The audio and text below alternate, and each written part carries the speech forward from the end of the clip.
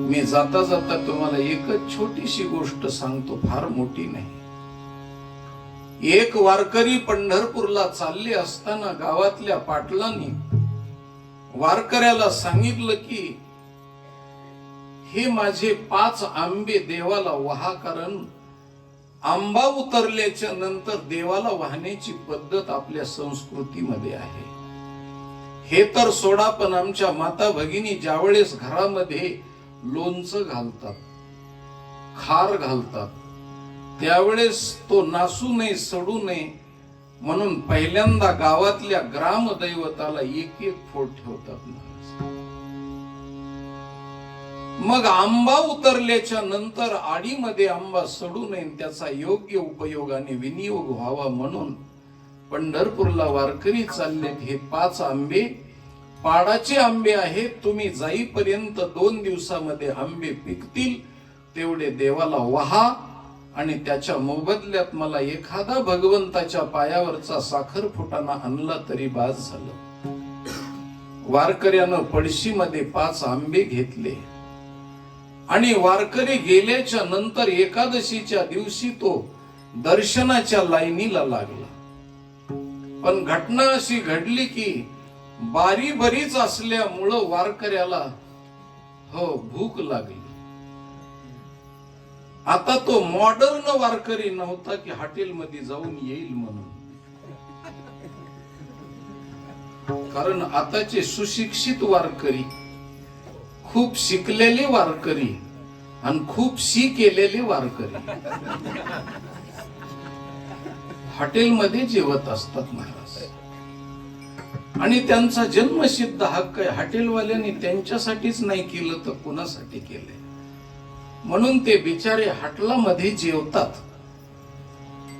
म्हणून त्या वारकऱ्याला, जुना वारकरी असल्यामुळे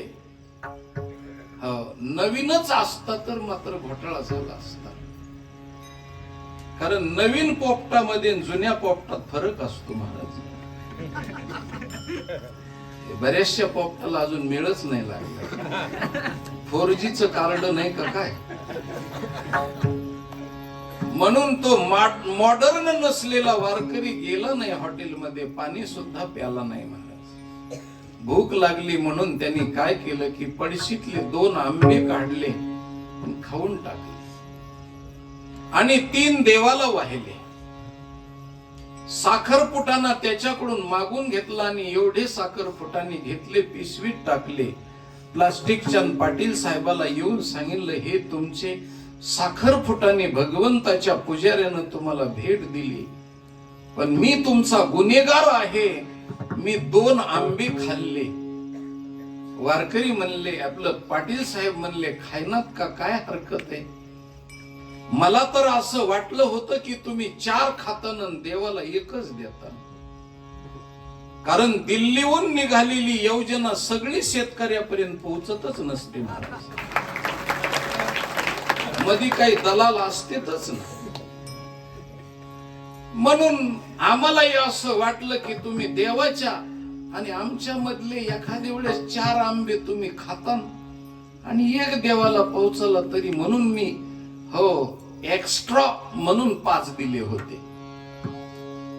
पण तुम्ही तर सांगता 3 देवाला दिले म्हणल्यावर खूप चांगलं झालं, तुम्ही 2च खाल्ले. हो म्हणले पाटील साहेब, मी 2च आंबे खाल्ले. संध्याकाळी भोजन झाले नाही. रात्रीच्या टाइमला स्वप्नामध्ये पांडुरंगराय आले पाटलाच्या, आणि पाटलाला सांगितलं, पाटील साहेब तुमचे 2 आंबे मला मिळाले. पाटील जागे झाले.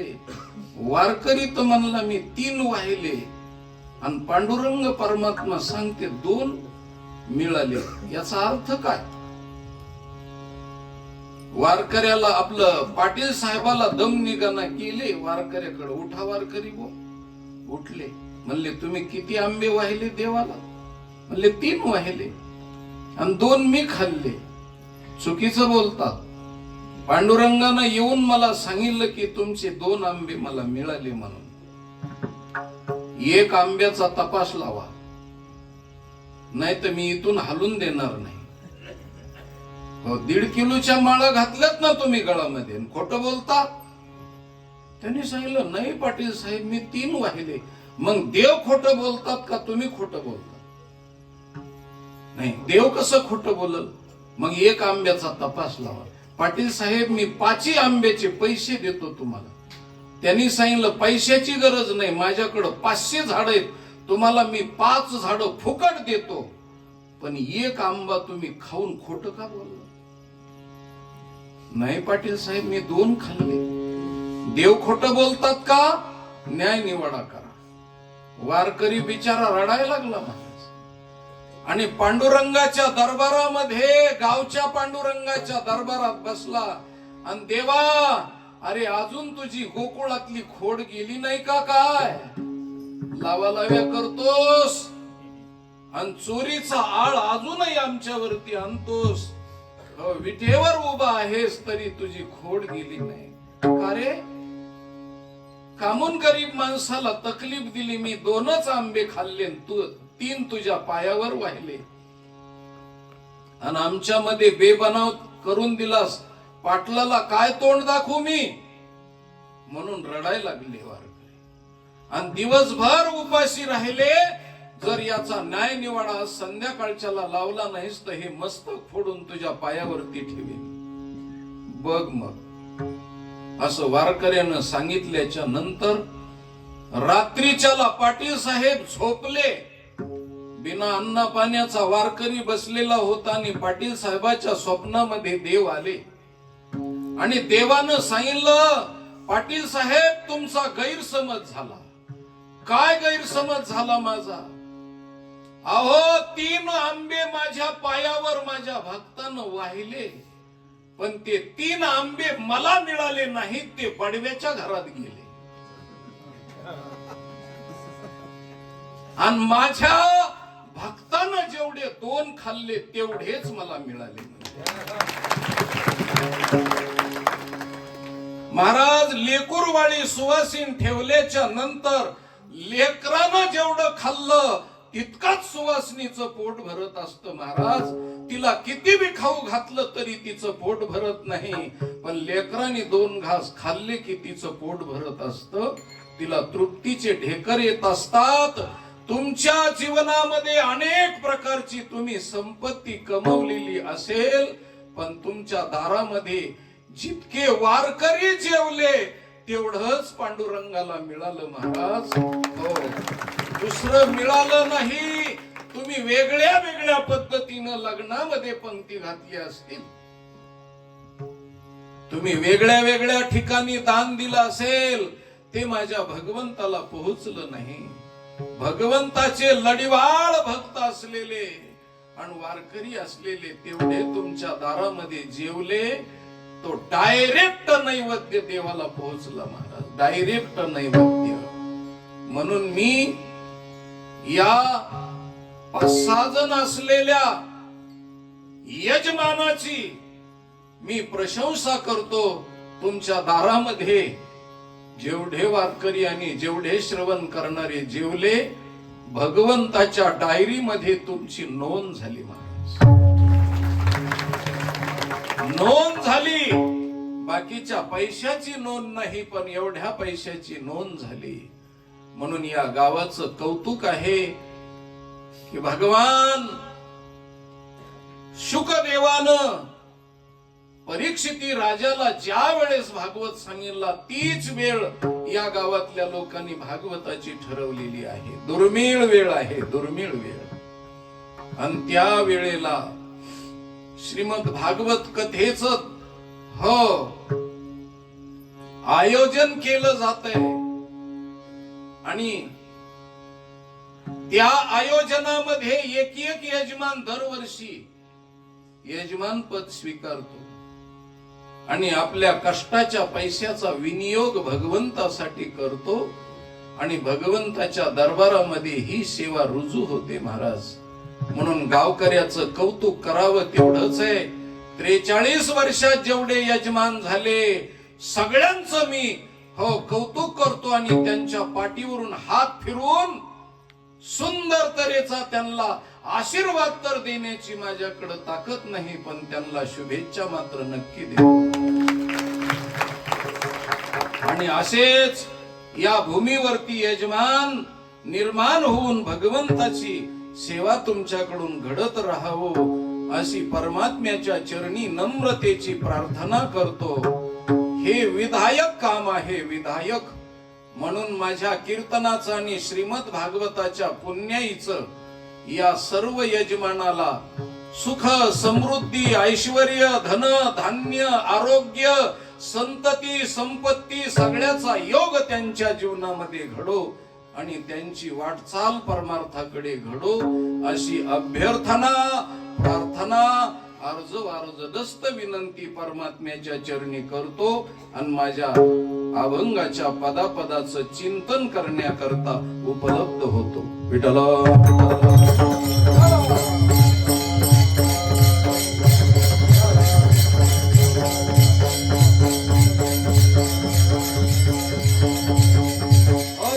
महाराजाचा अभंग आहे आणि जागल्या नावाच्या शीर्षकाखालचा आहे.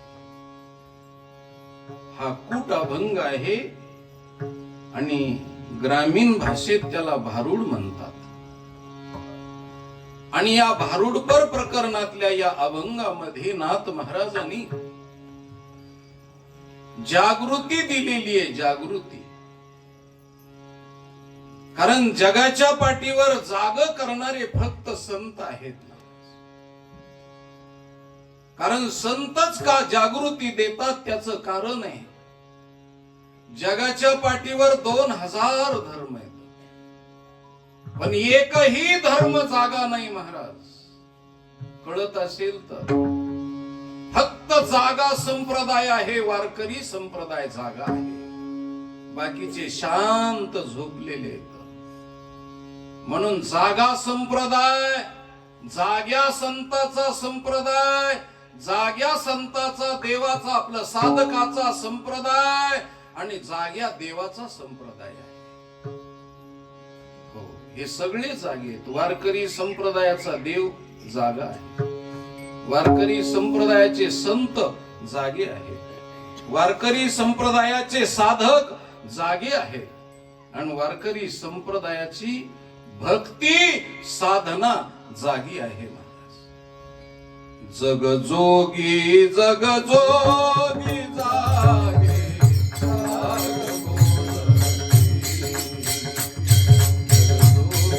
जग जोगी जागे,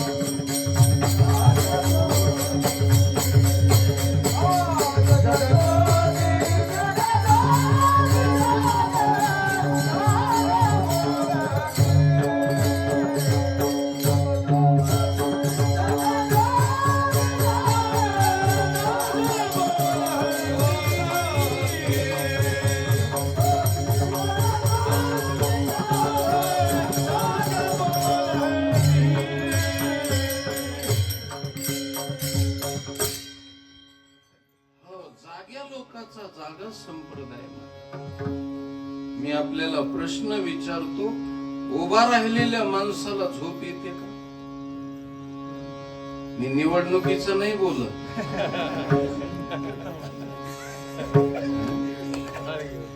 निवडणुकीच आणि त्यांना बी झोप येत नाही ना महाराज.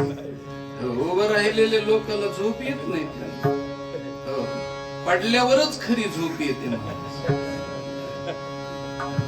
आणि ती बी आणावं लागते, येत नाही. हो. मी कशासाठी बोललो तर आमचा देव उभा आहे महाराज, आणि उभा आहे म्हणून झोपत नाही. हे का नाही? हो, देव विठेवर उभा आहे म्हणून झोपत नाही. झोप नाही त्याला, जागा आहे. हो, त्यानंतर आमचं साधनेचं कीर्तन उभं राहू नये. हो, कीर्तनकार तर उभा आहेच, पण टाळकरी सुद्धा उभे आहेत महाराज. त्याच्यामुळं टाळकरी बी झोपत नाहीत, कीर्तनकार बी झोपत नाही, देव बी झोपत नाही. आमची साधना जागी आहे, आमचा देव जागा आहे. हो, त्यानंतर आमचे श्रोते बसलेले आहेत, बसलेल्याला बी झोप येत नाही. संत आमचे कीर्तन करताना त्यांचे फोटो आहेत म्हणून ते झोपत नाहीत. म्हणून साधक सिद्ध देव कुणीच झोपलेलं नाही. आता काही काही धर्माचे देव पांघरून घेऊन झोपले,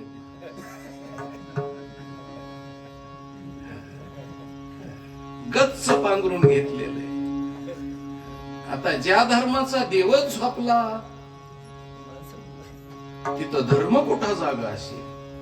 बर, त्याला जर कधी काळी जर समजा झोपलेल्या देवाला हो जर झोप लागाना गेली थंडीमुळे, तर काही लोक चादरा चढवीत येत उकडत असताना बी. म्हणून झोपलेले देव आहेत, आमचा देव झोपलेला नाही. म्हणून जाग्या देवाचा जागा संप्रदाय आहे. हो, म्हणून पुढची गोष्ट सांगतो तुम्हाला. जागा असलेला माणूस जाग्या माणसाला जाग करतो का? पुन्हा एकदा ऐकता, जागा माणूस जाग्या असलेल्या लोकांना जाग करतो का? कोणतं तरी बोला ना. बर, दुसरी गोष्ट, झोपलेला माणूस झोपलेल्या माणसाला जाग करतो का? नाही. ह्या दोघे झोपले. आता पहिला दोघे जागेत म्हणल्यानंतर कुणाला कोण जाग करतो? उभेच आहे, दोघही जागे आहेत. म्हणून जागा माणूस जाग्या लोकाला जाग करीत नाही. झोपलेला माणूस झोपलेल्या माणसाला जाग करीत नाही. झोपलेला माणूस जाग्या लोकाला जाग करतो का? नाही. आणि जागा असलेला माणूस झोपलेल्या माणसाला जाग करतो का नाही? का नाही? काहीच बोलत नाही तुम्ही. तुमचं बी खरंय, मला उशिरा ध्यानात आलं की तुम्हाला वाटतंय आम्ही बोलायचंय तर मग तुम्हाला रोजानी कशाला लागलं. खरंय तुमचं. आणि मला उशिरा कळलं की तुम्ही का बोलनात म्हणून, कारण तुम्हाला इकडला धाक आहे ना. कारण घरूनच सांगितलंय जास्त बोलू नका कीर्तनामध्ये. हो, काय बोलायचं ती इथं बोला माझ्या समोर. कीर्तनात जास्त बोललात तर मग म्हणून इकडच्यांनी धाक दिलेला असल्यामुळे ह्यांनी माना खाली घातल्यात. मला उशिरा कळलं की ह्यांच्या धाकामुळे हे बोलत नाहीत. पण खरं बोलायचा टाइम एवढाच आहे. जर तुम्ही इथं नाही बोललात तर घरी काय टाप आहे तुमची बोलायची. आणि घरी गेल्यावर तिने जर चांगलं छापलं तर कीर्तनात लई टळटळा बोलत. म्हणून त्या धाकामुळे बोलत नाही. माझ्या लक्षात उशीर आलं महाराज. असं आहे. पण घाबरू नका तसं तुम्ही, भिवू नका. मी आहे ना तुम्हाला, भिवू नको. मी तुझ्या पाठीशी आहे, घाबरायचं नाही. तिनं तुम्हाला घरी गेल्यावर जरी हाणमार सुरू केली तर मी पळून जाऊ शकतो, घाबरू नका तसं करू. मोकळे मनाने बोला, घाबरू नका तसं. चला, जागा असलेला माणूस झोपलेल्या माणसाला जाग करतो महाराज. म्हणून समाजाला जागृती देणारे माझे संत जाग करतात. उठा जागे वारे आता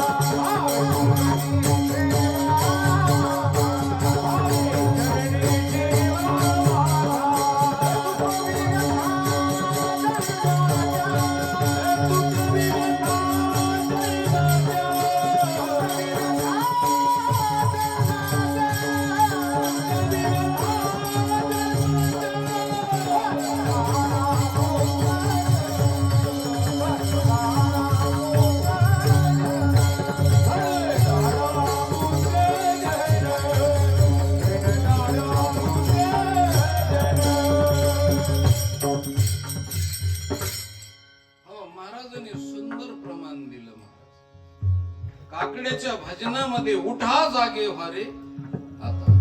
नुसतं जाग होऊ नका, स्मरण करा पंढरीनाथ. आणि नुसतं स्मरण करू नका, भावे चरणी ठेवा माथा. आणि त्याचा फल काय, चुकवी व्यथा जन्माच्या. एवढं जाग होण्याचं कार्य फल सांगितलं महाराज. पण आमच्या साधू संतांनी किती युक्त्या प्रयुक्त्या क्रुलुक्त्या वेगळ्या वेगळ्या पद्धतीनं समाजाला जाग करण्यासाठी काम केलं महाराज.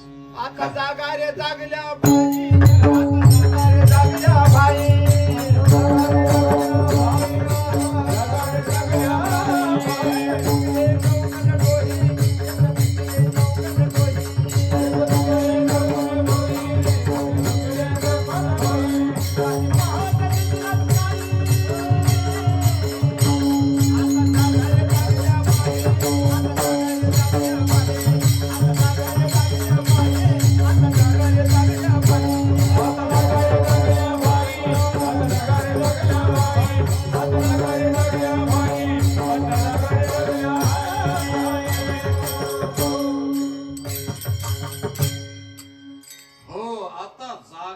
जागल्या भाई.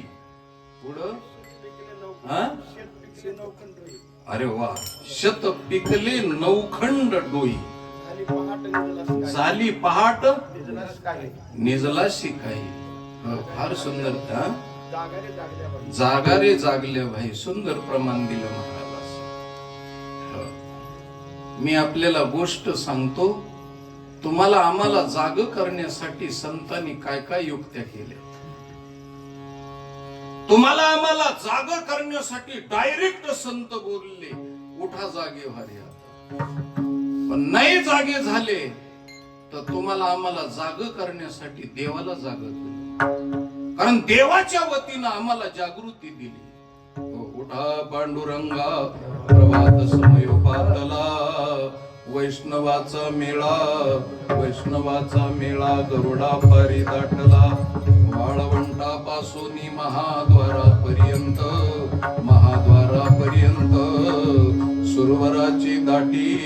सुरवराची दाटी उभी जोडोनी हात. देवाला जाग केलं, आम्हाला जाग करण्यासाठी. देव जागा झाला नाही तर व्हिटो पॉवर वापरली. व्हिटो पॉवर कोणती? व्हिटो पॉवर वापरली तर सकाळच्या प्रहरी जर नवरा जागा झाला नाही तर बायकोला सांगावं लागतं त्यांना जाग करा. आणि मग बायको गेली, मग एकदा पांघरून तिनं वडलं आणि तिनं सांगितलं की उठा की, घरात झोपायचंय. सकाळ जशी जशी झाली बाई तसे तसे ओरायला लागलेत माय,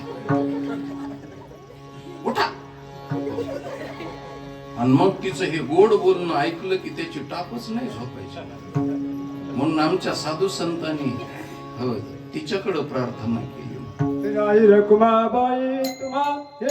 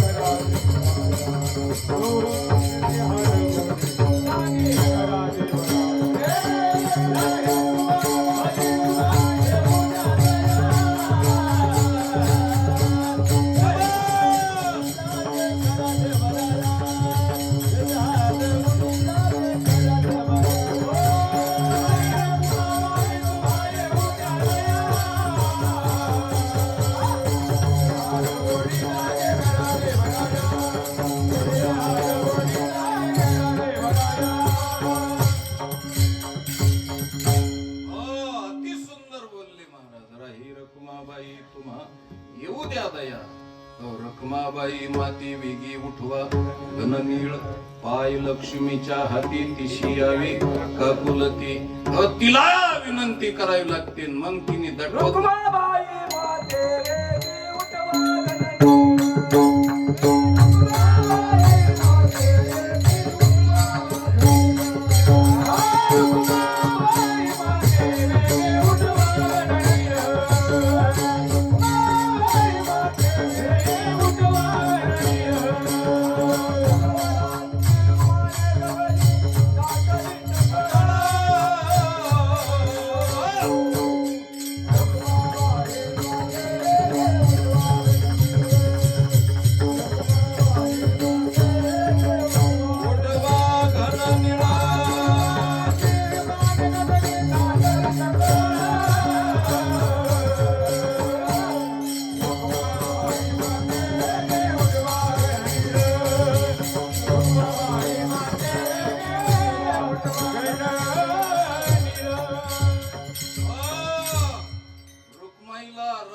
प्रार्थना केली महाराज देवाला उठवा. कशासाठी?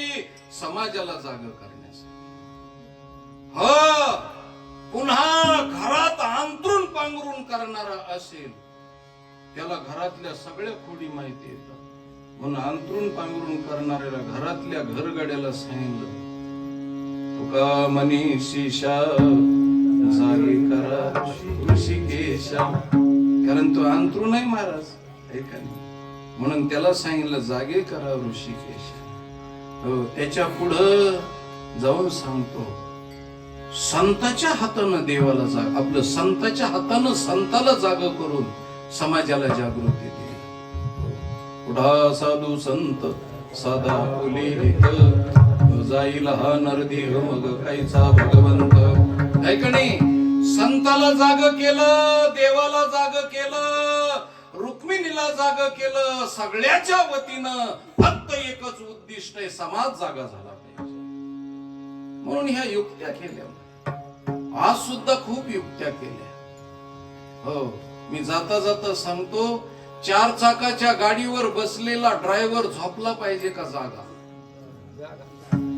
हो मी उभा राहिलेल्या गाडीचं बोललो. उभा राहिलेली 4 चाकाची गाडी असेल तर ड्रायव्हर झोपला तरी. पण आता तुमच्या म्हणण्याप्रमाणे आता माझं खोडून टाकतो. हो गाडीच्या 4 चाकाची गाडी रस्त्यानं पळायला लागल्याच्या नंतर ड्रायव्हर झोपला पाहिजे का जागा पाहिजे? जागा पाहिजे. आणि जर 4 चाकाच्या गाडीवरला ड्रायव्हर जर गाडीवर झोपला तर पाठीमागचे कायमचे झोपतील ना. म्हणून 4 चाकाच्या गाडीवरच्या माणसानं झोपायचं नाही. सारखं त्याचं टक लावून असं कावळ्याच्या नजरेसारखी नजर पाहिजे महाराज. कुठून काय येईल म्हणून भरवसा सांगता येत नाही. म्हणून 4 चाकाच्या गाडीवरला ड्रायव्हर अगदी सावध पाहिजे. आणि जर कदाचित त्या ड्रायव्हरला झोप आली आणि डोळे कचकच करायला लागले जर झोपायला लागला तर पुढचं ट्रकचं फाळका असतं. त्या फाळक्यावर एक वाक्य लिहिलेलं असतं. काय वाक्य असतं? झोपला तो संपला. हे वाक्य आहे महाराज. मला वाटलं दुसरंच काही सांगते. Horn please. सुरक्षित अंतर ठेवा नाही तर माझी महिना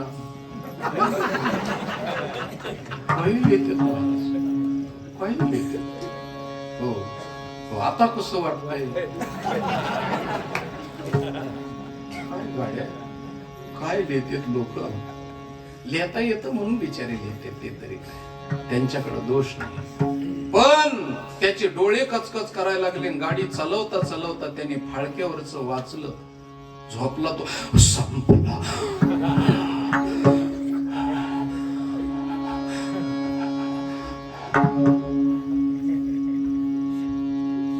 त्याला मरणच दिसतं माणूस एवढ्या शब्दानं. तसं मनुष्य जन्माला आला तो झोपला तो संपला. 4 चाकाच्या गाडीवरला तरी एखादी वेळे जगू शकतो, कारण सध्या चौपदरी रस्त्याचा जमाना आहे का? हो, चौपदरी रस्ता. आता आपल्या बीड जिल्ह्यामध्ये सोलापूरवरून धुळ्याला जाणारा रस्ता चौपदरी आहे. आता आपल्याकडे वडवणीकडून येणारा रस्ता चौपदरी आहे. तुम्ही म्हणताल महाराज तुम्हाला वेडबीड लागलं का काय, गोळ्या खाल्ल्या नाहीत का काय? अहो, तो रस्ता चौपदरीचा आहे, फक्त चौ गेलेले पदर आहेत.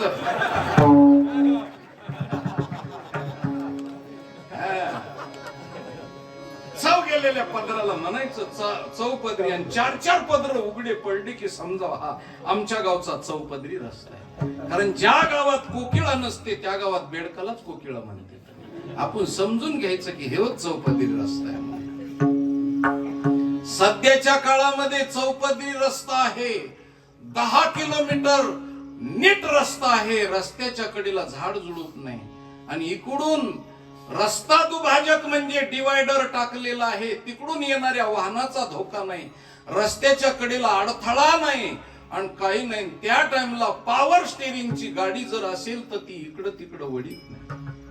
म्हणून चालता चालता त्याने जर नाश्त्यावरती जरी झोप खाल्ली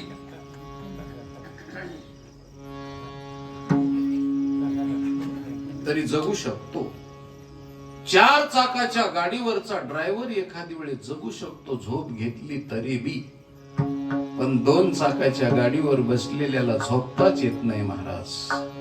4 चाकाच्या गाड्या म्हणजे गाई म्हशी शेळ्या मेंढ्या ह्या धर्माच्या बाबतीत झोपल्या तरी चालतील, पण मनुष्य ही 2 in 1 आहे, 2 चाकाची गाडी आहे, त्याला धर्माच्या बाबतीत झोपता येत नाही.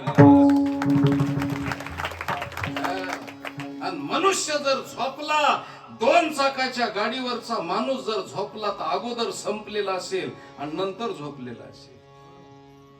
म्हणून दुसऱ्यासाठी नाही, पण जिथं तिथं बोर्ड लावलेला असतो धोक्याचे वळण आहे, वाहने सावकाश चालवा, तसं माणसाला लिहिलेलं असतं पुढे हुशार थोर आहे वळसा.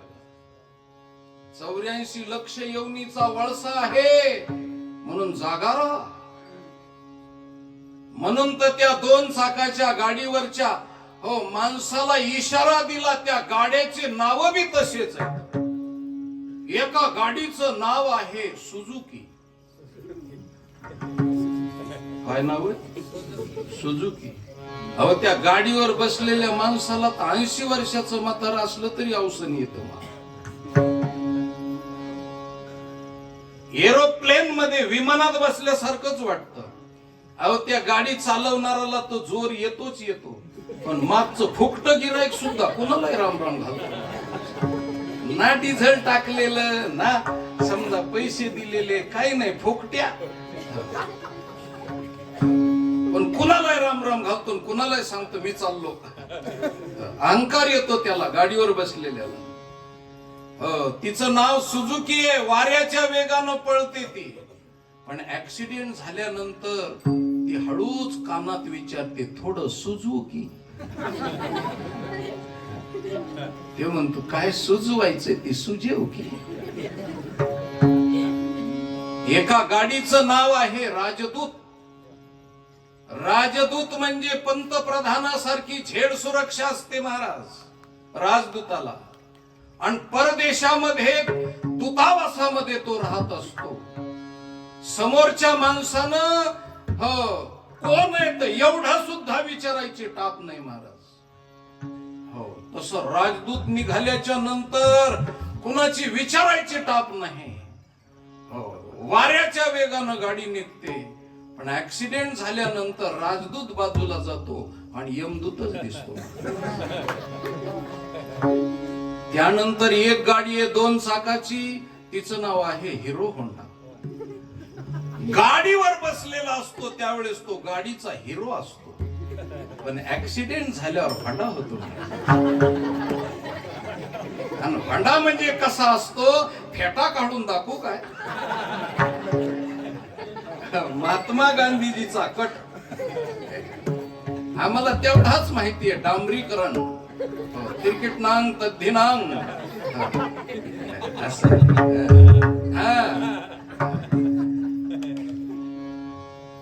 नुसता होंडा होतो होंडा, आणि एका गाडीचं नाव आहे यमा. काय अहो, यमावरच बसलेला असतो, दुसरा नवा यम येण्याची गरजच नाही. म्हणून 2 चाकाच्या गाडीवर बसलेल्यानं जाग राहिलं पाहिजे. पण सगळ्यात बेसावध कोण असतील तर 2 चाकाच्या गाडीवर बसलेले लोक बेसावध आहेत महाराज. हो, आणि त्यांना असं वाटतं की हा रस्ता आमच्या आजोबा पंजोबा पासून रजिस्ट्री केलेला माझाच आहे, ह्या रस्त्यावर दुसरा कुणीच येत नाही, फक्त मी एकटा. म्हणून तुफान बेफाम होऊन रस्त्यावरती चालतात. महाराज, रस त्यात जरा घ्या. रस्त्यात चालत असताना रस त्यात बघा. आणि महाराज, डोळ्यात तेल घालून जपलं पाहिजे प्रवास. हो, म्हणून 2 चाकाच्या गाड्या म्हणजे मनुष्य यवनी आहे, झोपायचं काम नाही करायचं.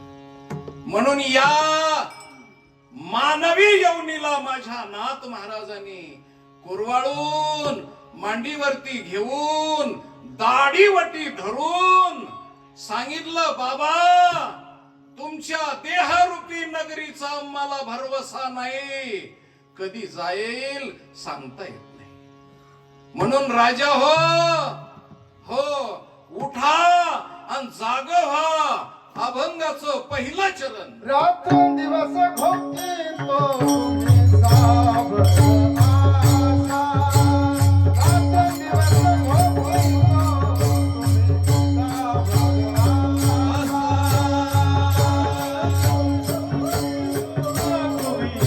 सावध आसा.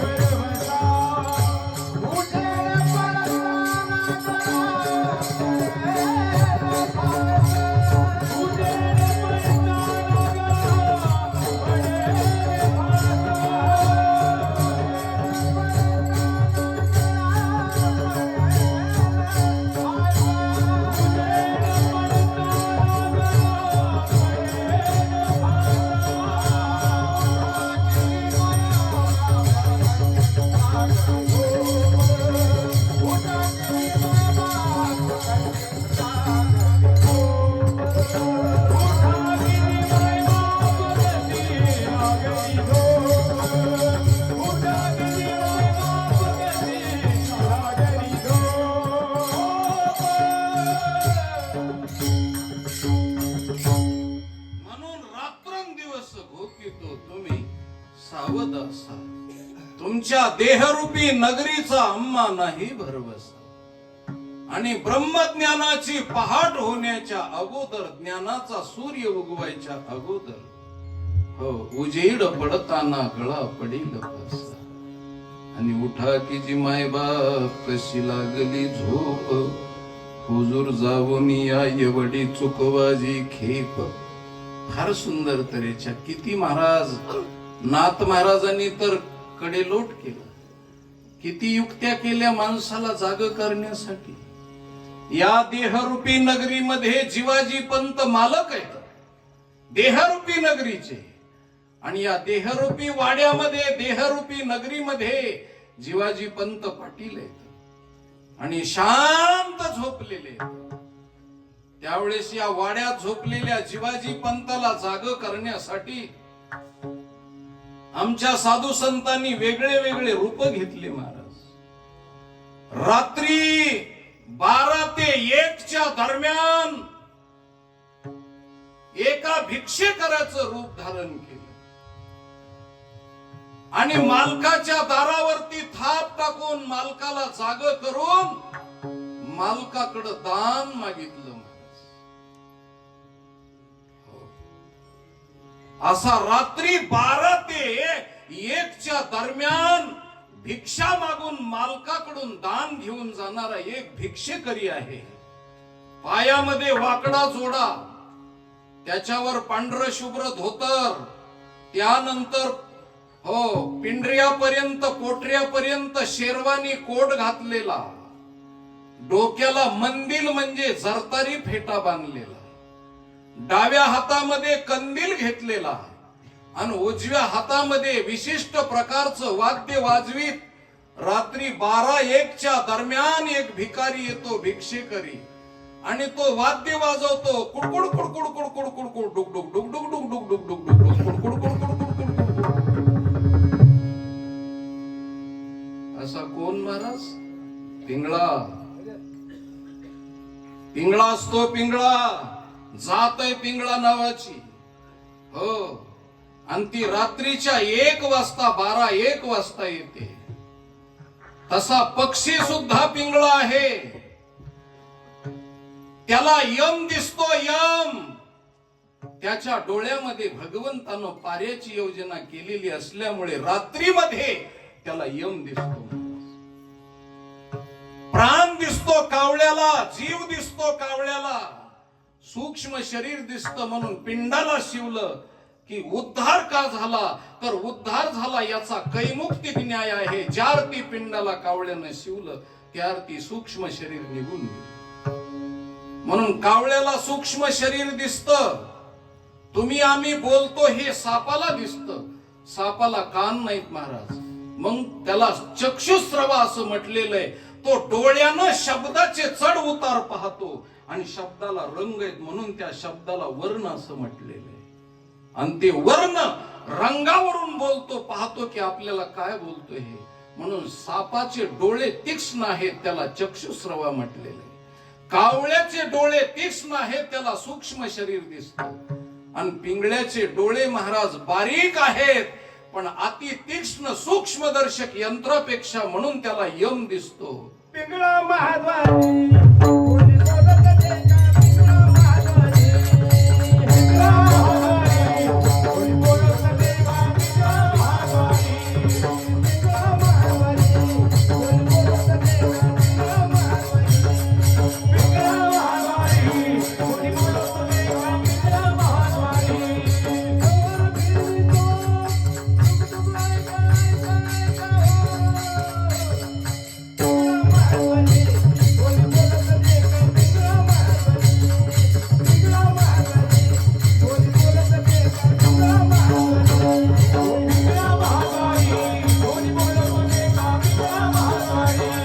पिंगळा महाद्वारी कोणी बोलत ते का? पिंगळा महाद्वारी.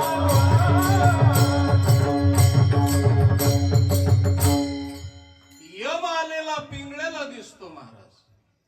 आणि मग त्या यमाच्या हातातला फासा पाहिल्यानंतर तो पिंगळा त्या प्राण्याला बोलतो.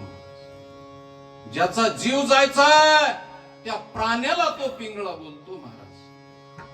पिंगळा महाद्वारी बोली बोलतो देखा, वरचाळीच्या नो दादा सावध ऐका. गाव हा पाचाचा त्यासी भुलू नका. डुक डुक डुक डुक दादा डुक डुक रे, डुगोनी गेले चाल युगले. चिलबिल चिलबिल किलबिल किलबिल पिंगळा महाद्वारी बोली बोलतो देखा. तो भिकारी असलेला पिंगळा आणि हा पक्षी असलेला पिंगळा. एक जण मालकाला जाग करतो आणि दुसरा मराय लागलेल्या जीवाला जाग करतो. आणि नाथ महाराजांनी 12 ते 1च्या दरम्यान पिंगळ्याचं रूप धारण केलं आणि मालकाला जिवाजी पंताला जाग करून नामस्मरणाचं दान मागितलं. पण जिवाजी पंत झोपलेले, त्यांनी ओ दिला नाही. मग दुसरं सोंग घेतलं. रात्री 1 ते 2च्या दरम्यान टिटवीचं सोंग घेतलं. टिटवी म्हणजे आपल्या मराठवाड्याच्या भाषेत टिवटिवी. त्या टिटवीचं सोंग घेतलं आणि ती टिटवी, तिला कळलं यम आलेला आहे. ज्या माणसाच्या नावानं यम आलाय त्या माणसाच्या नावानं नदीच्या कडेला ती जाते, पायामध्ये खडा धरते आणि गावावरून चक्कर मारते, नदीच्या काठाला जाते आणि आकाशात झोप घेते आणि त्या झोपेमध्ये खडा पडतो आणि पाण्यामध्ये खडा जसा बुडाला तसा इकडं प्राण्याचा जीव जातो. एका ग्रामावरी जाऊन पायामध्ये खडा धरून टिटवी करी शयन, टिटवी यमाची तराळीन, टिटाव टिटाव तिड तिड तिड तिड जान गाव, टिटवी यमाची तराळीन. यमाच्या हाताखालचा हलकरा असल्यामुळं ती टिटवी जीवाला जाग करते आणि काय म्हणते, हो राम राम स्मरा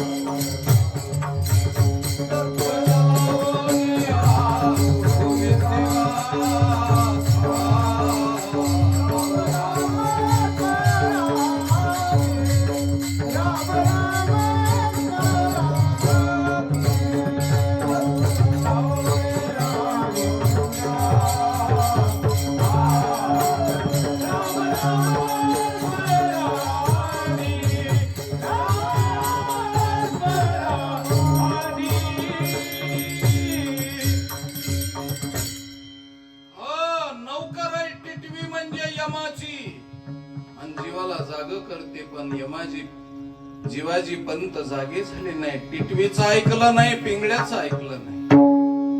मग रात्री 2 ते 3च्या दरम्यान पुन्हा एका भिक्षेकऱ्याचं नाथ महाराजांनी रूप धारण केलं. महाराज पुन्हा पायामध्ये वाकडा जोडा, पुन्हा पांढर शुभ्र धोतर, त्याच्यावरती शेरवानी, पुन्हा डोक्याला मंदिल, डाव्या हातामध्ये कंदील, पण आता उजव्या हातामध्ये पंचांग घेतलं आणि पंचांग घेऊन मालकाच्या वाड्यावरती भविष्य सांगायला रात्रीच्या 2 वाजता एक जोशी आला. महाराज, मी परात्पर जोशी होरा सांगेन संत सभेसी, माझे वचन जरी ऐकाल मानसी, तरी दृढ निश्चयसी पर्यसी नाना. एका बायकोची संगत घडली, तेने तुझी महिमा बुडली, जुनी भाकर सरोनी गाठ पडली दारिद्र्याची नाना. त्या बायकोचा संग टाकी दादा बरबाद, चालेल तुझा धंदा साच मानी माझ्या शब्दा. येतो नि तुझा शैन्येश्वर गेला, ग्रह गुरुचा पालट झाला. एका पोरीची सासरवाडी, अपार सुख देखशील पुढी. म्हणून हे भविष्य सांगितलं जिवाजी पंताचं. पण जिवाजी पंतांनी नानांनी ऐकलं नाही आणि मग त्यांना सांगितलं त्या बायकोचा संग टाकी दादा. ती बायको कोणती? वासना बायको शेजारीनं झगडा घाली मोठा दारून, तिच्या पायी नागवन घर बुडविसी, घर बुडविसी. आलो रायाचा जोशी, ओ रायका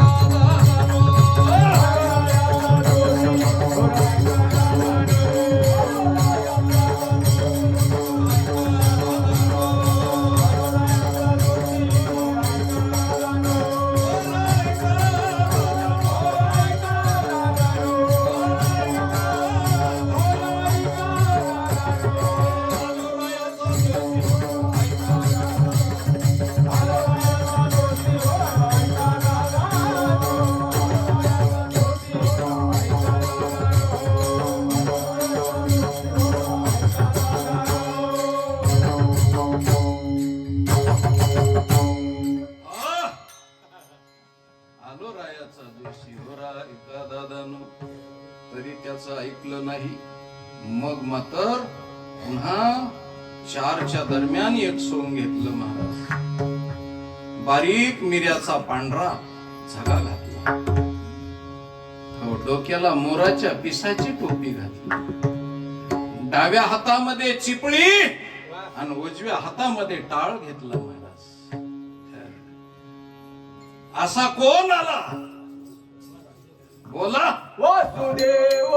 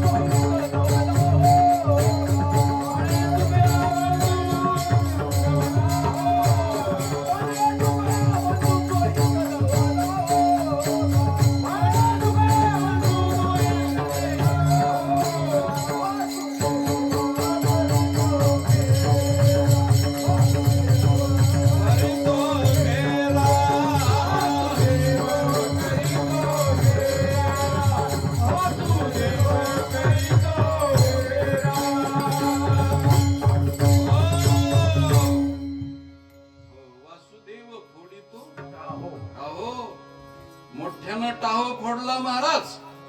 हो, पुढे उटी उटी लवला हो. हा? उटी उटी लवला. उटी उटी लवला हो. वा, किती सुंदर तऱ्हेचं प्रमाण दिलं महाराज. शाब्बास. हा, अशा पद्धतीनं उठी उठी लवला हो. दुर्लभ हा मानव. दुर्लभ हा मानव देह. मने तुकया बंधू. मने तुकया बंधू सोहित लवला. सुहित लवला हो. का का हो. वासुदेव करीतो वाडियात बाहेर दारा. कुणी काहीतरी दान पुण्य करा. कर दोडू नाही तो शाबास. तुम्ही वासुदेव वासुदेव म्हणा. मध्ये तुकया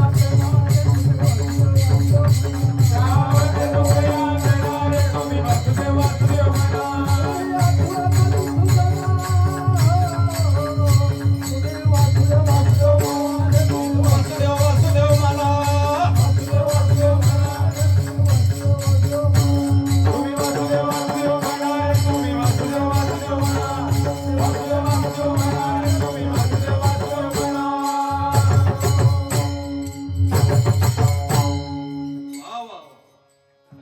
वासुदेव म्हणा रे बाबा हो. वासुदेव वासुदेव म्हणा. तुम्ही आठवा मधुसूदना. तुम्ही वासुदेव वासुदेव म्हणा. काहीच करायचं गरज नाही. पण जीवाजी पंत 4 ते 6 पर्यंत झोपले. इतके उपाय केले साधू संतांनी, पण महाराज देहरूपी वाड्यामध्ये जीवाजी पंत जागे झाले नाही. मग मात्र 6च्या दरम्यान पुन्हा वेगळं सोंग घेतलं. 6च्या दरम्यान. आता हे 6च्या दरम्यान कोणतं सोंग घेतलं. गावाच्या मध्यभागी उंच झाडाच्या शेंड्यावरती एक भिक्षेकरी चढला आणि त्यांनी गावातल्या माता भगिनीला हाक मारली. माय बाप हो. पांघुळ झालो देवा नाही हात न पाय. पांघुळ झालो देवा नाही हात न पाय. सोनो दयावरी नाही हात देवायो.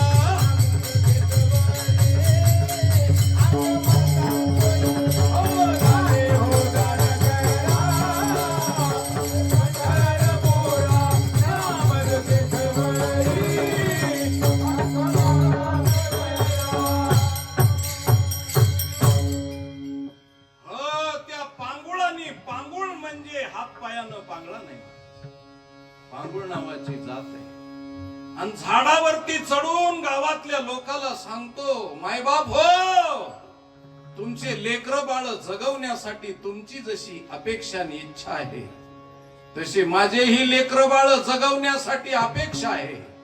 पण माझ्या जात पंचायतीनं कुणाच्या दारात जाऊन भीक मागण्याची मला मुभा दिलेली नाही. म्हणून मी झाडाच्या उंच शेंड्यावरती चढून झाडाच्या बुंध्याला मी चादर पसरलेली आहे.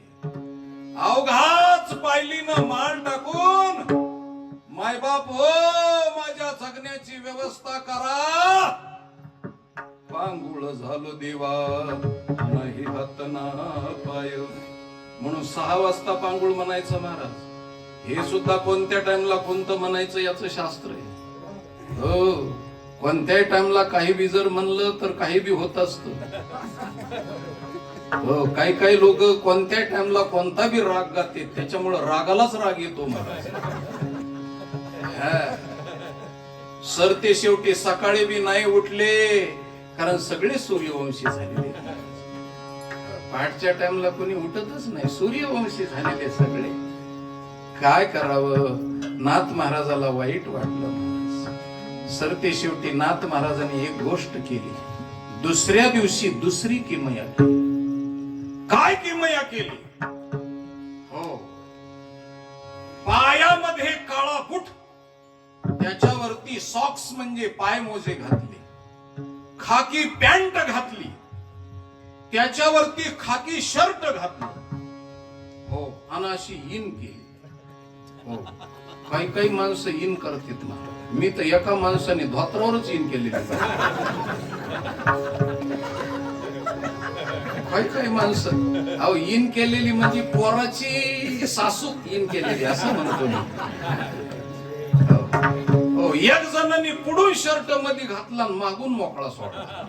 त्याला सांगितलं, एक तर सगळा शर्ट मध्ये घाल, नाही तर एकदम सगळा मोकळा सोड. तसा पुढून मध्ये घातलाय, मागून मोकळा सोडलाय.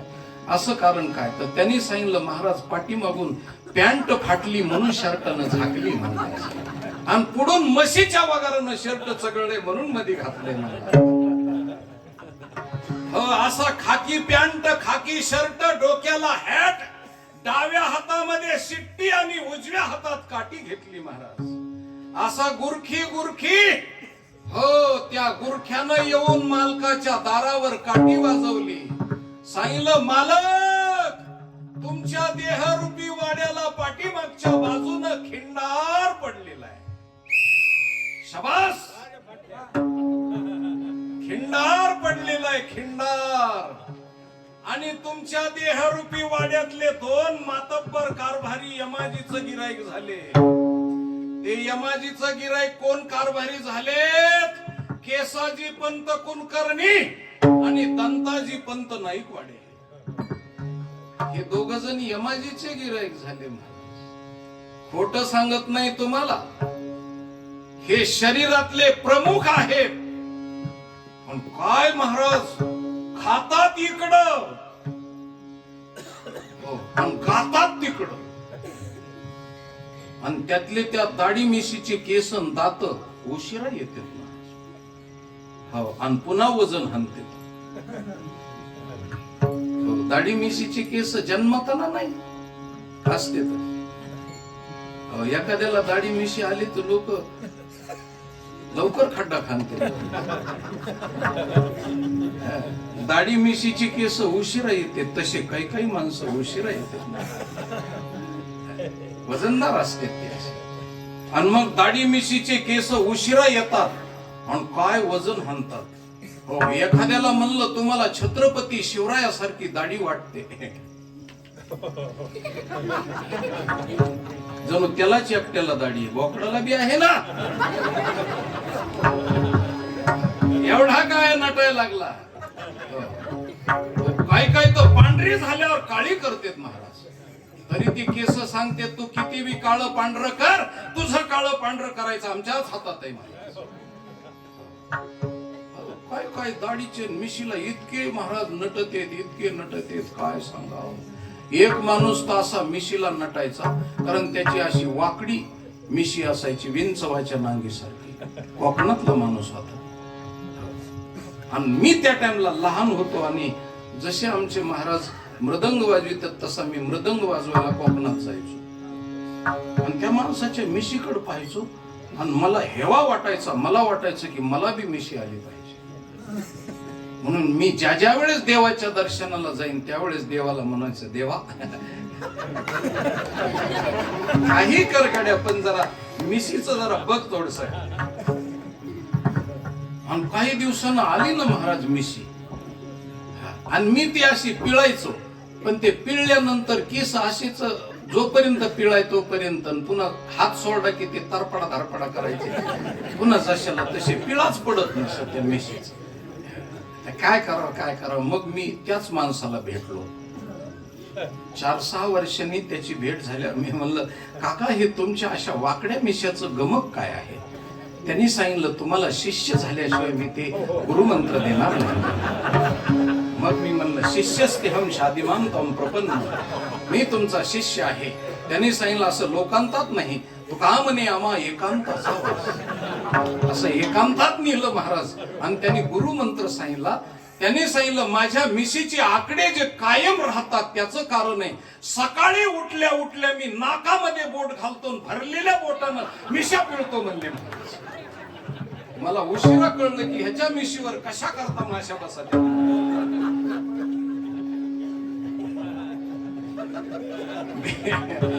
मिशीचे केस महाराज वजन हाणतेत. काय लोक म्हणतात, बघान. अरे काय बघतोस? तुलाच बघितलं जात, तू काय म्हणतोस मी बघन म्हणून. मिशीचे केस, दाढीचे केस. महाराज राजा दशरथाच्या दाढीचा एक केस पांढरा झाला तर त्यांनी रामाला राज्य देऊन टाकलं. आमचे पांढऱ्याचे तांबडे होते तरी बी महाराज किल्ल्या पोरायच्या हातात नाही. मला उशिरा कळलं की हो, हिंदू धर्मात करदोडा कशामुळे बांधते, कारण त्या करदोड्याला किल्ले. तिजोरीच्या तर चाव्या म्हाताऱ्याकडच, पण जनावराच्या फाकटाची बी चावी त्याच्याकडच, कारण त्याच्या म्हणण्याशिवाय हो जनावर सुद्धा सोडायचे नाही असा जनावर. हो, आणि त्या नुसतं म्हशीचा ढोण्या वाजल्यासारखा गळाला असा वाजल्यासारखा. म्हातारा वंगळ झालं त्या किल्ल्याच्या वजनाने. थोड्या दिखत्या का काय, फाकटाच्या बी किल्ल्या, तिजोरीच्या बी किल्ल्या. काय तर म्हातारे मी असे पाहिले महाराज, घरात पाहुणे आल्याच्या नंतर सुनबाईला म्हणावं लागतं, मामाची साखर काढून द्या, कारण साखरेची किल्ली त्याच्याकडं. कारण जर हिच्याकडे साखर दिली तर ती साखर कारखान्याची चेअरमन होईल ना, आणि ती खाऊन टाकीन, म्हणून त्याच्या करता तिच्याकडे चावी नाही, ह्याच्याकडं. मग त्याने विचारायचं किती पाहुणे येतात, तिने सांगितलं 3 आहेत. मग 3च पाहुणे इतकी साखर काढून द्यायची, आणि ती काढीत असताना तिच्याकडे चावी द्यायची नाही, कंबर असं करायचं. आणि कुलपा सगट म्हातारं असं लोंबत, नुसती किल्लीच नाही कुलूप बी लोंबत त्याला, आणि मग साखर काढून देतो. हो, त्या किल्ल्या सोडित नाही महाराज.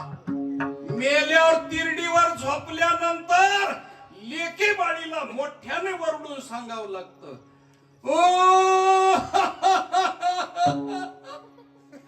बाबाच्या कमराची किल्ली तरी घ्या ना.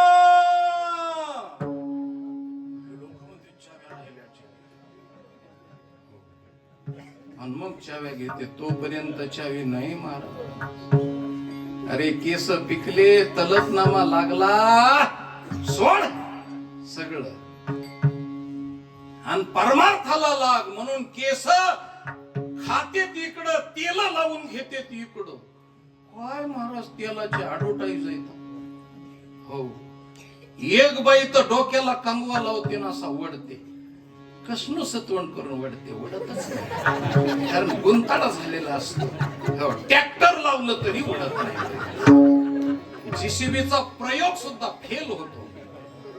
पण सरते शेवटी तिनं एक विशिष्ट प्रकारचा शॅम्पू लावला की कंगवा आपोआप गळून पडतो. आणि जेव्हा कंगवा गळाला तेव्हापासून आपल्या लोकांना हो टेम्पो इकले पण शॅम्पूच घेतले महाराज. एका टेम्पोची किंमत शॅम्पू मध्ये गेली, जहागीर गेली तरी हरकत नाही, पण फुगिरी जाऊ द्यायची नाही. दरवाजा मोकळा आणि मोरीला बोळा. ब्राह्मण सांगन ती आमुषा आणि वारीत ठेवीन त्या मिशा. मिशा पाटलाच्या आणि वारकाच्या हातात खालून हाणायच्या का वरून हाणायच्या हो ती तुझ्याच मनानं. हो त्याला काय हो कॅनल इन्स्पेक्टर कोण पाणी घ्यावं लागत नाही आणि नदीच्या हो तळ्यावर सायपण टाकून घेता येत नाही. काही गरज नाही. बिन पाण्याचा मळा सकाळी उगवतोय नावी उठायला आणि दाढी फुटायला. नवे नवे काय काय केस तर वरून वस्तारा इथपर्यंत जाऊस तर मागचे केस टाचावर करून बघत येतात किती लांब वस्तारा गेला. असंय त्याच. म्हणून दाढी मिशीचे केस खात्यात इकडं आणि गुणगान गातेत यमाजीच. म्हणून नाथ महाराजांनी सांगितलं केसाजी पंत कुलकर्णी त्यांनी धोका दिला. म्हणून कबीर महाराजांनी सांगितलं महाराज हड्डी जले जैसी लकडी की मोली भाल जले जैसी घास की पोली इस तन धन की कौन बराई देखत नाही नो में मट्टी मिलाई. म्हणून केसाचं सौंदर्य आणि केसावरचे सौंदर्य पाहत बसून सध्या तर काय काय कट असेत महाराज. हो आपल्याकडं वळाया गंजी असतात कडब्याच्या निम्म्यापर्यंत नीट असतात आणि वरून पाणी शाकालेलं असतात. तसे काही काही पोहरायचे ते कट आहेत ते निम्म्यापर्यंत नीट आहेत महाराज आणि वरून असं पाणी शाकारलेलं सरड्या काढलेला असं सरड्या काढलेल्या. हो आणि त्या लेकराकडं पाहिलं की वाटतं काय छान लेकरू दिसतंय. वाटतं त्याचा फोटो काढून घ्यावा आणि काढलेला फोटो आपल्या खिशात ठेवावा आणि आपल्याला करमत नाही तेव्हा काढून बघावं म्हणजे मूड आला लई छान दिसते लेकर महाराज. एकापेक्षा एक कट आहेत महाराज एकापेक्षा एक कट. हो आणि आमच्या माता भगिनींची पुरुषाची अशी चढावड लागली. हो महाराज पूर्वीच्या काळात माता भगिनीचा भांग असा नीन मधोमध असायचा त्यावेळेस पुरुषाचा वाकडा असायचा. पण पुरुष बेटे लबाड त्यांनी हो हिप्पीच्या काळामध्ये मधी आणला भांग असा. हो ह्यांनी मधी आणला की त्यांनी वाकडा केला. हो त्यांच्या मतदारसंघात अर्ज भरला. मग पुरुषांनी पुन्हा मतदारसंघ बदलला. त्यांनी असे पाठीमाग केस टाकायला सुरुवात केली. त्याला मिथुन कट म्हणते. कारण मिथुन कशामुळं इथून तिथून सारखाच असतो म्हणून मिथुन म्हणायचं. मग ह्यांनी असे केस पाठीमाग टाकायला सुरुवात केल्यावर आमच्या माता भगिनीने तर अशी वाट्यावरूनच गाडी काढली महाराज. हो त्यांनी तर आडवा भांग पाडून पुढच्या चिपुट्या कापायला सुरुवात केली. चिमण्याची खोपी लोंबल्यासारखे केस लबाड आहेत. हो केसावरती जाऊ नका. जन्मभर केसाच्या तेलाची ना अत्तर तेलाची लावून त्याला फार सजवण्याचं काम करू नका म्हणून केस दगा देते. हो म्हणून नाथ महाराजांनी कबीर महाराजांनी सांगितलं. आणि दाताचं तर असंय महाराज जोपर्यंत केस काळेत तोपर्यंत दात पांढरे. पण केस पांढरे झाले की दाताला सहन होत नाही ते काळं करून जाते महाराज. काळं करून जाते. आणि एकदा दात निघून गेल्याच्या नंतर ही बिचारी जीभ जोपर्यंत दात होते तवार खिडकीतून डोकावून बघत नव्हती. पण दात निघून गेल्यावर तिला दम निघत नाही. तिला वाटतं माझे भाऊ परत येतील का काय म्हणून खिडकीतून सारखी डोकावून बघते. हो शेळीनं बोरीचा पाला पाहिल्यासारखा. ज्याचे पूर्ण दात गेले त्याच्याकडे बघा एकदा असे करते. वळवळ वळवळ वळवळ सापाची जीभ केल्यासारखी करते. हो अर्ध्या तासाची चपाती खायची म्हणलं तर कुत्र्यानं टायर चघळल्यासारखं नुसता फेस येतो तोंडाला. आणि मग खायचं झालं तर काय तुमच्या मनाने काय मळणी यंत्राची चाळणी फिरल्यासारखी सारखी.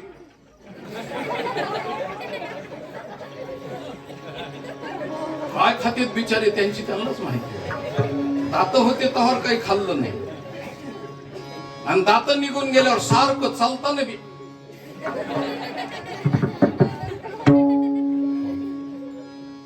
आणि महाराज हो, थोड्या वेळापूर्वीच जर अन्न खायचं म्हणलं तर नुसतं खडी वाळू सिमेंट अशी घोटाळायची. आणि खडी वाळू सिमेंट घोटाळली की मुक्काम पोस्ट धुवून खाऊ मध्ये टाकायचं. आता मध्ये टाकल्यावर ते चावलं नसल्यावर रात्रीच्या 2 वाजता अवकाळी पावसाला सुरुवात. ढगाचा गडगडाट आणि विजाचा कडकडाट सुरुवात होतो महाराज. ताशी 300 किलोमीटरच्या वेगानं वादळ सुटलं. शेजारचे झाड उडून जायचं काम. आणि रात्रीच्या 2 वाजता दम निघत नाही. बिना टमरेलाचाच निघतो टमरेला. आणि रस्त्याला गेला धिटकात धिटकात धिटकात धिन धिन धिन तगडधा तगडधा तगडधा तगडधा तगडधा तगडधा. समीवर मोकळच महाराज. 15 फुटाचा भोग. एक फत्तर तो नदी 70. हे कळंच सप्त सागर हा. वृक्षपत्रे भुर्जपत्रे गंगा योर यमुनाच हरकंडंच मोक्षदायकम. दात गेल्यानंतर गलित गात्रावस्था होती. नाथ महाराजांनी सांगितलं, महाराज दंताळवाडी ओस पडली दिवे लागण राहिली नाही. केसाची हो पंताची महाराज पूर्णपणे पांढर झाली. पांढर हो पायगावची मेटे बसली. आणि टिंब टिंब मी पदरच बोललो नाही. टिंब टिंब वाहू लागले त्याच्याच्यानं धीर धरवेना. हो अशी अवस्था झाली महाराज. आणि मग यमाजीची स्वारी आली. त्याच्यामुळं राजा हो ते केस आणि दात यमाजीचं गिराईक होण्याच्या अगोदर तयारी करा. आणि तयारी करून काय करा. हो उठा की जी माय बाप कशी लागली झोप.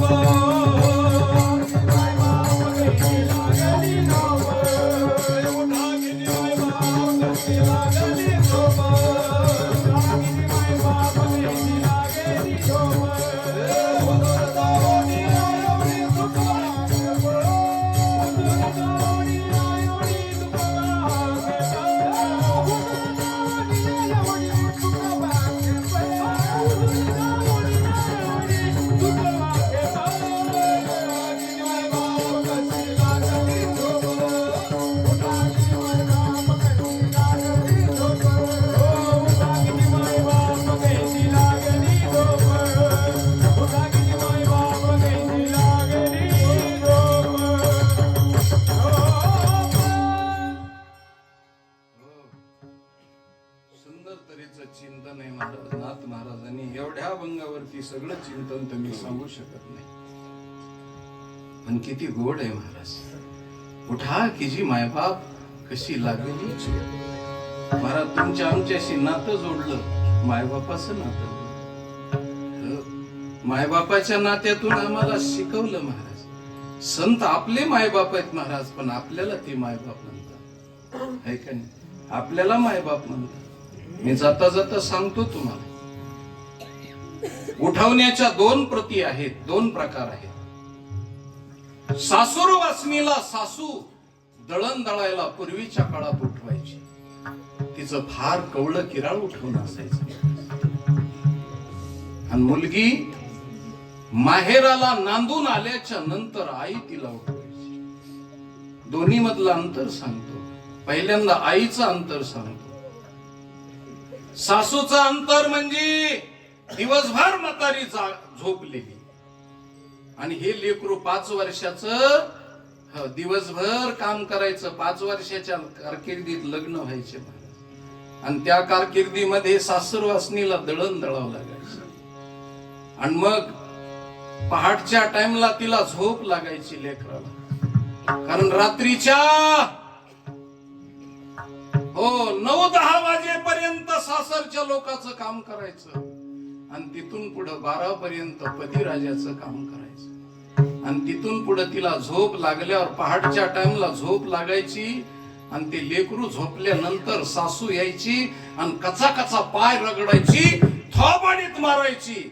आणि तिची केसाची बट धरून मेलेलं जनावर वाढल्यासारखं वाढायचं. आणि जात्यावर आणून बसवायचं. हट!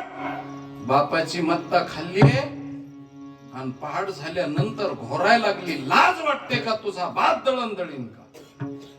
महाराज फुलावर वीज पडल्यासारखी, तिच्या अंगावर वीज पडल्यासारखी कडाडायची. जात्याच्या तोंडावरती तोंड ठेवायचं त्या लेकरांनी आणि आपल्या अश्रूला वाट मोकळी करायची. मोठ्यानं रडायचं नाही, कारण सासूच्या नावाचा टीचा होईल म्हणून तोंड दाबून बुक्क्याचा मार सहन करायचा आणि रडायचं. मग सासूनी म्हणायचं, तुझा बाप मेलाय का? तुला दळण दळायची? हो, जीवावर आलं हे दळण दळ सांगायचं. आदल्या दिवसाचे हाताला फोड आलेले असायचे, त्या हाताकडे पाहायचं आणि कपाळावर हात हाणून त्या लेकरानं दळण दळायला सुरुवात करायची. आणि ज्या टाइमला दळण दळायची, सासू सासरे झोपल्यावर बापाला तिनं आरोळी मारायची. बाबा, कशा करता या कजाक घरी दिलं मला? तुम्हाला जास्त झाले होते तर विहीर बारळ करायची बाई, पण या घरी द्यायचं नसतं. माझ्या जीवाची व्यथा कोणाला सांगू? हे उठवणं सासूच, माईचं उठवणं. महाराज, मुलगी नांदून आल्यानंतर 8 वाजेपर्यंत झोपते. त्यावेळेस भाऊ येतो आणि म्हणतो, तायडे अगं उठ ना, तू आम्हाला करदोडा बांधायला, ओवाळायला, राखी बांधायला आलीस का झोपायला आलीस? उठ अहो उठ. असं म्हणल्याबरोबर आई मध्ये येते, बाळ्या तुला काही कळतं का? थोडी काय अक्कल आहे का नाही तुला? दिवस पडलाय ओवाळण्या करता, आताच वेळ आहे का काय? झोपू दे. अरे 50 माणसाच्या कामाचा उटारेटा करून माझी लेक थकलेली आणि दमलेली. माहेर घरी येत असते म्हणजे आईश आराम करण्यासाठी येत असते. सासरच्या सुखदुःखानं भरलेलं अंतकरण रिकाम करण्यासाठी येत असते. तुला कळतं का? आणि मग मुलाला गप्प बसवल्याच्या नंतर 10 वाजेपर्यंत लेकीनं झोपायचं. महाराज, जी सगळ्याच्या उशिरा झोपते आणि सगळ्याच्या अगोदर उठत असते तिला सासरवासी म्हणतात. आणि सगळ्याच्या अगोदर झोपते आणि सगळे उठल्यावर उठते तिला माहेरवासी म्हणतात. आणि मग त्या आईनं उठवायला जायचं. हो, केसाची पट गालावर आलेली बाजूला सरायची आणि त्या आईनं एक मुका घ्यायचा. महाराज, किती लेक मोठी असली तरी एक मुका घ्यायचा, तिच्या उशाखाली हात घालायचा, तोंडावून हात फिरवायचा, डोक्यावरून हात फिरवायचा आणि म्हणायचं, बाई माझं खानदानी हाड आहे म्हणून सहन केलं, दुसऱ्यानं सहन केलं नसतं.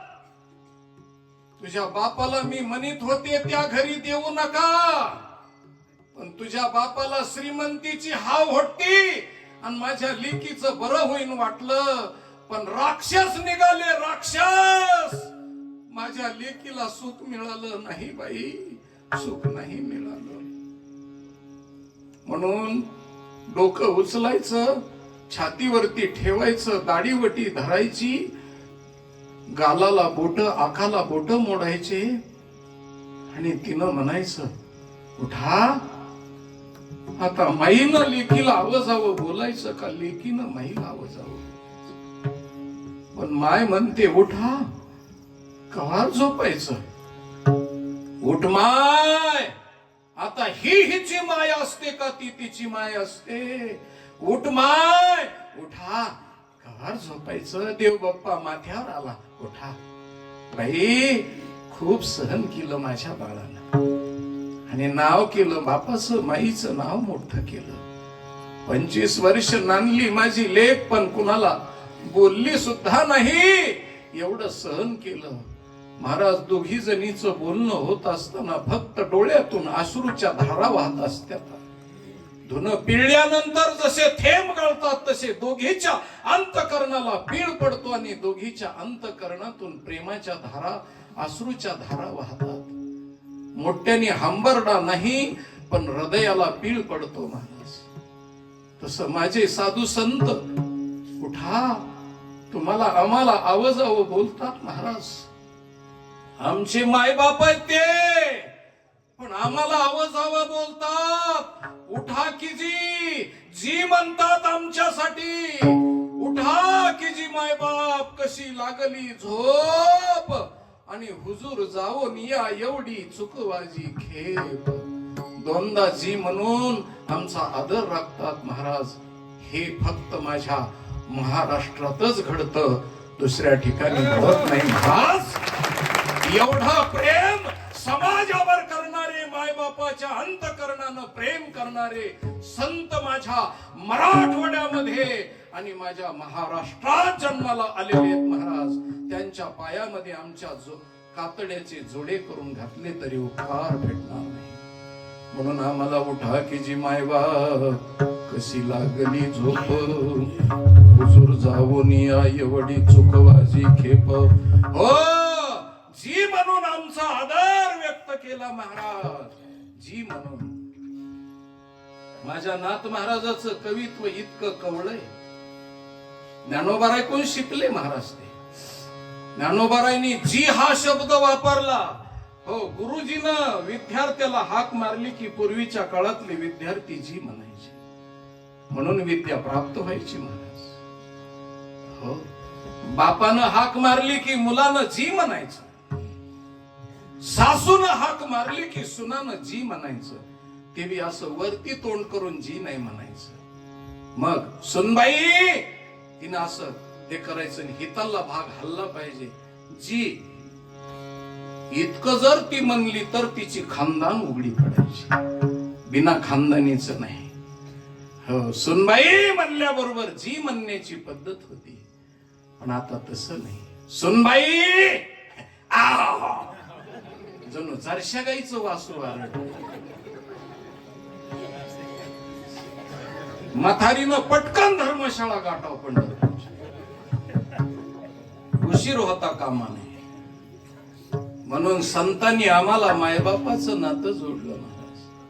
म्हणून ओम नमो जी आद्या वेद प्रतिपाद्या जे जे सुसंवेद्या आत्मरूपा देवा तुची गणेशो सकलार्थ मती प्रकाशो मने निवृत्ती दासू अवधारी जो. जी ही ज्ञानोबारायच्या कवित्वातलं जी आहे. नम्रतेचं प्रतीक आहे जी. हो, आणि म्हणून माझ्या नाथ महाराजांनी कॉम्प्युटरवर लिहिलेलं त्याच्यात जी नाही महाराज. हो, हुजूर जाऊन या एवढी चुकवा जी खेप, उठा की जी माय बाप, हो कशी लागली झोप, हुजूर जाऊन या एवढी चुकवा जी खेप. म्हणून हे जी पण माझ्या नाथ महाराजाकडे आहे. म्हणून नाथ महाराजांनी जी म्हणून तुम्हाला आम्हाला जागृती दिली आणि एकच काम सांगितलं, तुम्ही एक काम करा. काय काम करा? आम्हाला दान द्या. कशाचं? विठोबा